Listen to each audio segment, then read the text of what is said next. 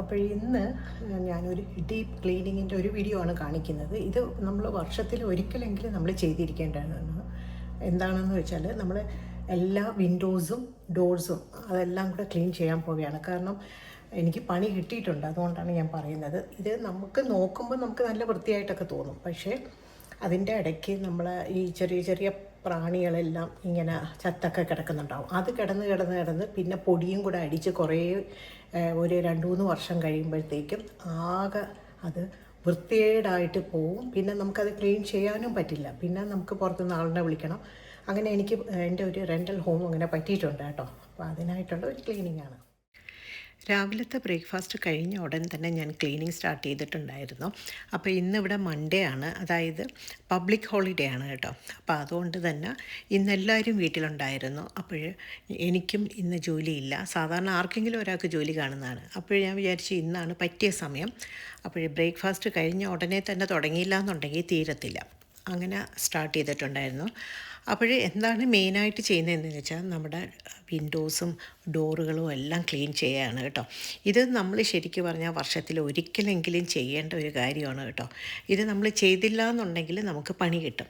അപ്പോൾ ഞങ്ങൾ ഈ വീട്ടിൽ മാറിയിട്ട് ഇപ്പോൾ 5 വർഷമായി കേട്ടോ. അപ്പോൾ എല്ലാ വർഷവും ക്ലീനിങ്ങിന് ആൾക്കാർ വന്ന് ചോദിക്കും. ഇവിടെ വരും, ഇങ്ങനെ ആൾക്കാർ വരും, വിൻഡോസ് ക്ലീൻ ചെയ്യണമെന്ന് ചോദിച്ച് വരും. അപ്പോൾ അവർ വിൻഡോസ് ക്ലീൻ ചെയ്യുക എന്ന് വെച്ചാൽ അവർ പുറത്തെ വിൻഡോസാണ് ക്ലീൻ ചെയ്യുന്നത്. അതല്ല എന്നുണ്ടെങ്കിൽ നമ്മൾ ക്ലീനിങ്ങിനായിട്ടുള്ള ആരെങ്കിലും വിളിച്ച് വിൻഡോസും പിന്നെ ഡോറും ഒക്കെ ക്ലീൻ ചെയ്യണം. അങ്ങനെയുള്ളവരെ വിളിക്കുമ്പോൾ അവർ അകത്തതും പുറത്തതും ഒക്കെ ചെയ്യും കേട്ടോ. അപ്പോൾ അതിനും മണിക്കൂറിന് നമ്മൾ സാലറി കൊടുക്കണം, അവർക്ക് മണിക്കൂറാണ് ശമ്പളം. അപ്പോൾ വിചാരിച്ചു നമുക്ക് ചെയ്യാവുന്ന പണിയല്ലേ ഉള്ളതെന്ന് വിചാരിച്ചു. പക്ഷേ നമ്മൾ ഒരാൾക്ക് പറ്റില്ല, നമുക്ക് ഹെൽപ്പ് വേണം. അങ്ങനെ ഞാൻ എന്തായാലും രാവിലെ സ്റ്റാർട്ട് ചെയ്തു കേട്ടോ. അപ്പോൾ ഇവിടെ നമ്മുടെ വിൻഡോസ് എന്ന് വെച്ചാൽ എല്ലായിടവും ഇങ്ങനെ ആയിരിക്കില്ല, ചിലയിടത്ത് 2 വിൻഡോസ് ആയിരിക്കും. അപ്പോൾ 3 പാളിയായിട്ടുള്ള വിൻഡോ ആണ്. അപ്പോൾ 2 സൈഡും നമുക്ക് ഓപ്പൺ ചെയ്യാൻ പറ്റില്ല. നടുക്കുള്ള ആ പാളിയാണ് നമുക്ക് ഓപ്പൺ ചെയ്യാൻ പറ്റുന്നത് കേട്ടോ. അപ്പോൾ അത് ഓപ്പൺ ചെയ്യുമ്പോൾ അതിലൊരു നെറ്റുണ്ട്. അപ്പോൾ ആ നെറ്റും ഈ പറഞ്ഞ കണക്ക് പൊടി അടിച്ചടിച്ചടിച്ച് ഇങ്ങനെ ഇരിക്കും കേട്ടോ. കാരണം എന്താണെന്ന് വെച്ചാൽ ഇവിടെ വിൻ്റർ രാജ്യമാണ്. അപ്പോൾ നമ്മൾ ഒരു 6 മാസത്തോളം നമ്മൾ ജനലും നമ്മളെ ഡോറുകളും ഒന്നും തുറക്കാതെ അടച്ചാണ് ഇട്ടേക്കുന്നത്. അത് തന്നെ നമ്മൾ വിചാരിക്കും പൊടിയിൽ ഒന്നുമില്ല, എന്താണ് അഴുക്ക്, ദിവസേന നമ്മൾ വാക്യൂം ചെയ്യുന്നുണ്ട്, ക്ലീൻ ചെയ്യുന്നുണ്ടല്ലോ എന്ന്. പക്ഷേ അതല്ല കേട്ടോ. നമ്മൾ കാണാതെ തന്നെ ഈ നെറ്റിലും ഈ വിൻഡോയുടെ ഇടയിലും എല്ലാം ഉണ്ട് കേട്ടോ. അപ്പോൾ എനിക്ക് നല്ല ഒരു പണി കിട്ടിയതാണ്. എൻ്റെ ഒരു റെൻ്റൽ ഹോം ഉണ്ടായിരുന്നു, അതിനെനിക്ക് പണി കിട്ടിയിട്ടുണ്ടായിരുന്നു. കാരണം അത് റെൻറ്റിന് കൊടുത്തതിന് ശേഷം ആരും ക്ലീൻ ചെയ്യാറില്ലായിരുന്നു. അത് മൊത്തം നശിച്ചു. അതുകൊണ്ടാണ് ഇപ്പോൾ എല്ലാ വർഷവും നമ്മൾ ഇത് ചെയ്തില്ല എന്നുണ്ടെങ്കിൽ നമുക്ക് പണി കിട്ടും കേട്ടോ. അപ്പം നമ്മളെ വീടാകുമ്പോൾ നമ്മൾ ചെയ്യും, പക്ഷേ റെൻ്റൽ ആൾക്കാർ ചെയ്യില്ലല്ലോ. അങ്ങനെ ഇന്നിപ്പം എന്തായാലും ചെയ്യാമെന്ന് വിചാരിച്ചു. അങ്ങനെ വിൻഡോസ് എല്ലാം ക്ലീൻ ചെയ്യാണ്. ഇതിന് നല്ല സമയം വേണം, ക്ഷമ വേണം. അപ്പോൾ ഈ നടുക്കത്തയിൽ ഞാൻ പറഞ്ഞല്ലോ നെറ്റാണ് കേട്ടോ. അപ്പോൾ ഈ എല്ലാ നെറ്റും നമ്മൾ എടുത്ത് വെളിയിൽ കൊണ്ടുപോയി കഴുകി ഉണക്കി തിരിച്ച് വെക്കണം. എന്നിട്ട് ഫുള്ള് തുടയ്ക്കണം കേട്ടോ. ഗ്ലാസ്സുകളെല്ലാം ആദ്യം ഞാൻ ശരിക്കും പറഞ്ഞാൽ ഗ്ലാസ്സിലെല്ലാം നമ്മൾ ക്ലീനിങ്ങിൻ്റെ സൊല്യൂഷൻ ഒഴിച്ച് ഒന്ന് ക്ലീൻ ചെയ്തതിന് ശേഷം പിന്നെ തുടച്ചെടുക്കും. എന്നിട്ട് പിന്നെ വിൻഡെക്സ് ഉണ്ട്, ഗ്ലാസ്സിലടിക്കുന്ന വിൻഡെക്സ് അടിച്ച് പിന്നെ അത് ഒന്നുകൂടെ ഒന്ന് വൈപ്പ് ചെയ്യും. അപ്പോൾ നല്ല സമയമുണ്ട്. പിന്നെ അതിൻ്റെ 4 ഫ്രെയിമും ഒക്കെ നമ്മൾ നന്നായിട്ട് തുടച്ചെടുക്കണം. നല്ല ജോലിയാണ് കേട്ടോ. പിന്നെ ഇത് കണക്ക് ലാഡർ വേണം, വലിയ ലാഡറിൻ്റെ പുറത്ത് കയറിയിട്ട് വേണം തുടയ്ക്കേണ്ടത്. കാരണം നമ്മൾ ചെയ്യുന്ന സമയം നമ്മൾ നന്നായിട്ട് അങ്ങ് ചെയ്യണം എല്ലാം. അല്ലാന്നുണ്ടെങ്കിൽ പിന്നെ ഇനിയിപ്പോൾ നമ്മൾ അതിൽ പിടിക്കില്ല. അങ്ങനെ പിന്നെ വെളിയിൽ നിന്ന് നമ്മൾ ഓസ് ഇങ്ങോട്ട് വലിച്ചെടുത്ത് ഞാൻ നോക്കിയപ്പോഴത്തേക്കും ഇതിൽ അടഞ്ഞു കിടന്നതല്ലേ. അപ്പം നന്നായിട്ട് അതിൽ അഴുക്കിങ്ങനെ ഉണ്ടായിരുന്നു. അങ്ങനെ ഞാൻ അതെല്ലാം തേച്ച് കഴിവിയതിന് ശേഷം ഓസ് എടുത്ത് ഇങ്ങനെ വെള്ളം അടിക്കുകയാണ് കേട്ടോ. അപ്പോൾ വെള്ളം അടിച്ച് അത് മൊത്തവും കളയാണ്. ഈ ഒരു പാളിയെ നമുക്ക് തുറക്കാൻ പറ്റത്തുള്ളൂ. മറ്റേ രണ്ടും പെർമനൻ്റായിട്ട് ഇങ്ങനെ ക്ലോസ് ചെയ്ത് വെച്ചിരിക്കുന്നതാണ് കേട്ടോ. അപ്പോൾ നല്ല ജോലിയായിരുന്നു. പിന്നെ ഫുള്ള് ഇത് തൂത്ത് തുടച്ചില്ലെങ്കിൽ ഇപ്പം നമ്മൾ എത്ര വീട്ടിൽ അടച്ചിട്ടിരുന്നാലും ഇതിൻ്റെ അകത്ത് ചെറിയ ചെറിയ പക്കികളും പ്രാണികളും ഒക്കെ കാണും കേട്ടോ. അപ്പോൾ അതെല്ലാം ഇങ്ങനെ വീട്ടിൻ്റെ അകത്ത് കൂടുതലും നമ്മൾ ഈ ജനലിൻ്റെ സൈഡിലായിരിക്കും അതിങ്ങനെ ചത്ത് കിടക്കുന്നത്. കാരണം എന്താണെന്ന് വെച്ചാൽ വെളിച്ചം വരുന്ന സ്ഥലത്തോട്ടായിരിക്കും ഇത് പറക്കുന്നത്. അപ്പോൾ അവസാനം ഈച്ച ആയാലും വീട്ടിൻ്റെ അകത്ത് കയറിക്കഴിഞ്ഞാൽ അത് അവിടെ കിടക്കും. അങ്ങനെ അപ്പോൾ ഞാൻ ചെയ്ത സമയം ഇതിപ്പോൾ ഞാൻ ശരിക്കും പറഞ്ഞാൽ താഴത്തെ ഫ്ലോർ മാത്രമേ ചെയ്തുള്ളൂ, മുകളിൽ ചെയ്തിട്ടില്ല. മുകളിൽ ഇനി ചെയ്യണം. വെൻറ്റും ഒക്കെ ക്ലീൻ ചെയ്തിട്ടുണ്ട്, പക്ഷേ ഗ്ലാസ് ഒന്നും ചെയ്തിട്ടില്ല. ഗ്ലാസ് ഇനി ചെയ്യണം. പിന്നെ ഞാൻ ഇതേ കണക്ക് തന്നെ സെറ്റീസ് എല്ലാം മാറ്റി അതിൻ്റെ ഇടയിൽ, കാരണം ഈ സെറ്റീസിനെ നമ്മളങ്ങനെ അധികം മാറ്റാറില്ലല്ലോ, നമ്മൾ ഇടയ്ക്കിടയ്ക്ക് വല്ലപ്പോഴും ഒക്കെ ഡീപ്പ് ക്ലീനിങ്ങിനാണ് ചെയ്യുന്നത്. അപ്പം സെറ്റീസ് എല്ലാം മാറ്റിയിട്ട് ലാഡർ കൊണ്ടിട്ട് ഇത് ചെയ്യുന്നു. അവിടെയും ഈ നടുക്കത്തെ പിന്നെ ഇത് ഉണ്ട്, നെറ്റുണ്ട് കേട്ടോ. ആ നെറ്റ് ഇളക്കിയാണ് ചിലപ്പം ഈസി ആയിട്ട് ഇളക്കി വരും, ചിലപ്പോൾ ഇച്ചിരി ഒരു പ്രയാസമാണ് അത് ഇളക്കാൻ. അതിനൊരു നാക്കുണ്ട്, അത് ഇളക്കിയെടുക്കുക. അങ്ങനെ നെറ്റുകളും എല്ലാം ഇളക്കിയൊക്കെ എടുത്തിട്ടുണ്ട്. അങ്ങനെ ലാഡറെല്ലാം കൊണ്ടുവച്ചിട്ട് ചെയ്യുകയാണ്. ഇപ്പോൾ ശരിക്കും പറഞ്ഞാൽ ഒരു വീടിന് ഒരുപാട് വിൻഡോസ്, എത്ര വിൻഡോസ് ഉള്ളത് അത്രയും നല്ലതാണ്. കാരണം അത്രയും വെളിച്ചം വീട്ടിൻ്റെ അകത്ത് കിട്ടും, നമുക്ക് വീട്ടിൻ്റെ അകത്ത് നല്ലൊരു പോസിറ്റീവ് എനർജിയും കിട്ടും.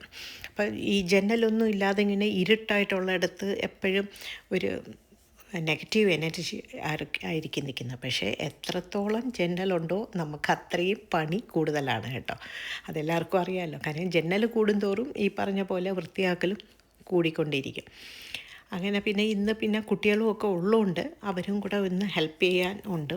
അതെടുക്കാനും വയ്ക്കാനും കുറേയൊക്കെ അവരും ചെയ്യും. അതുകൊണ്ടാണ് ഞാൻ ഇന്ന് തന്നെ അങ്ങ് ചെയ്യാമെന്ന് വിചാരിച്ചത്. ഇതിപ്പം ഞാൻ ഇറങ്ങിയില്ല എന്നുണ്ടെങ്കിൽ എല്ലാവരും മടിച്ചിരിക്കും. അതുകൊണ്ടാണ് ഞാൻ എല്ലാവരെയും വിളിച്ചങ്ങ് തുടങ്ങിയത് കേട്ടോ. അല്ലാന്നുണ്ടെങ്കിൽ നാളെ ചെയ്യാമെന്ന് പറഞ്ഞ് നമ്മളിങ്ങനെ നീട്ടി കൊണ്ടുപോകും. അപ്പോൾ ഇന്ന് എന്തായാലും ഒരു ഡീപ്പ് ക്ലീനിങ് ആവട്ടെ എന്ന് വിചാരിച്ചു. അപ്പോൾ ഇന്ന് കുക്കിംഗ് ഒന്നും ഇല്ല, കാരണം ഫ്രിഡ്ജിൽ എല്ലാം ഇരിപ്പുണ്ട്, അതുകൊണ്ടും കൂടിയാണ്. അപ്പോൾ കുക്കിംഗ് തുടങ്ങിക്കഴിഞ്ഞാൽ പിന്നെ നമുക്കിതിനൊന്നും സമയം കിട്ടില്ല.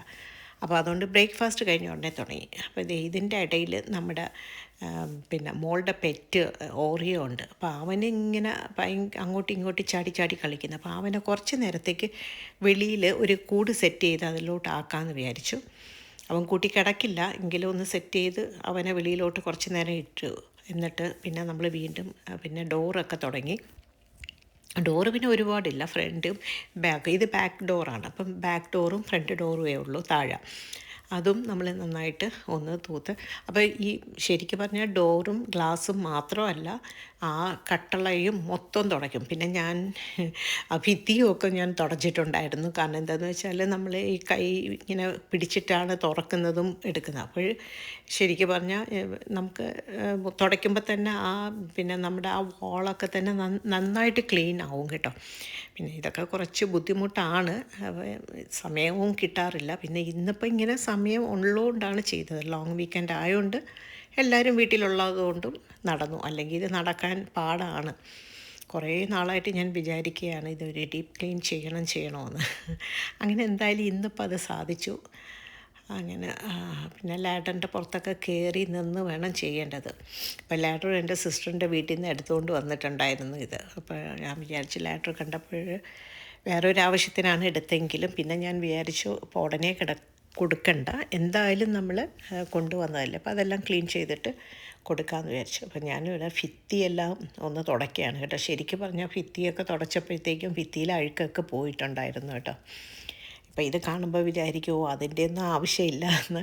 ശരിയാണ്, നമുക്ക് അതിൻ്റെ ആവശ്യമില്ല. പക്ഷേ എങ്കിലും നമ്മളിങ്ങനെ ഡോർ തുറക്കുന്ന സമയത്ത് നമ്മൾ മറ്റേ കൈ എപ്പോഴും ഭിത്തിയിൽ പിടിച്ചിട്ടായിരിക്കും തുറക്കുന്നത്. അപ്പോൾ നമ്മുടെ കയ്യിലുള്ള അഴുക്കെല്ലാം അതിൽ പറ്റും, അത്രയേ ഉള്ളൂ.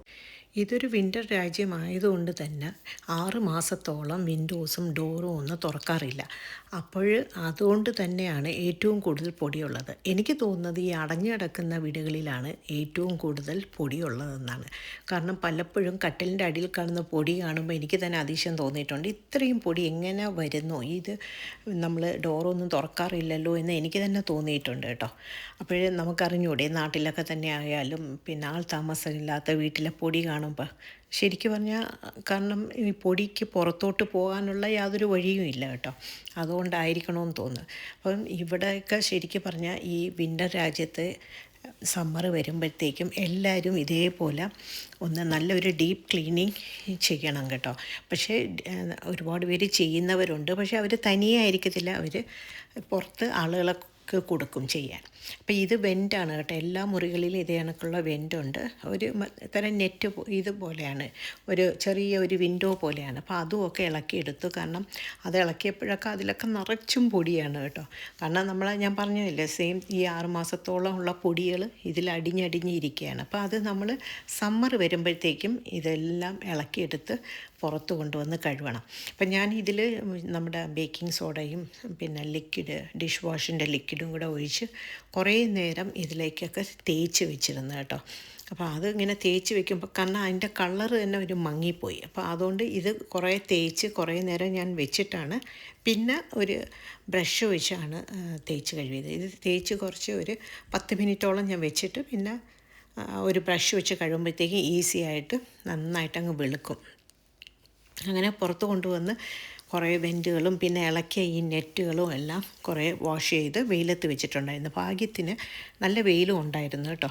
കാരണം ഇവിടെ ഇപ്പം സമ്മർ തീരാറായി. ഇപ്പോൾ ലേറ്റായിട്ടാണ് ശരിക്കും പറഞ്ഞാൽ നമ്മൾ ഈ പണി ചെയ്യുന്നത്. ഇത് കുറച്ചുകൂടെ നേരത്തെ ചെയ്യേണ്ടതായിരുന്നു.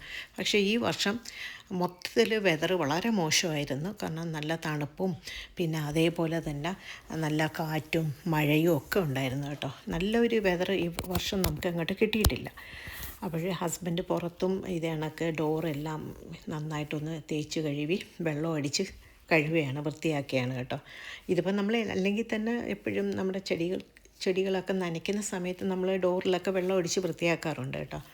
പിന്നെ ഇതൊക്കെ കഴിഞ്ഞതിന് ശേഷം ഞാൻ അവിടെ മൊത്തം ഒന്ന് വാക്യൂം ഒക്കെ ചെയ്ത് ഒന്ന് തുടച്ച് എടുത്തിട്ടുണ്ടായിരുന്നു. കാരണം നമ്മൾ സെറ്റീസ് എല്ലാം മാറ്റിയപ്പോഴത്തേക്കും ഞാൻ പിന്നെ അവിടെ വാക്യൂം ചെയ്ത് ഒന്ന് തുടച്ചു.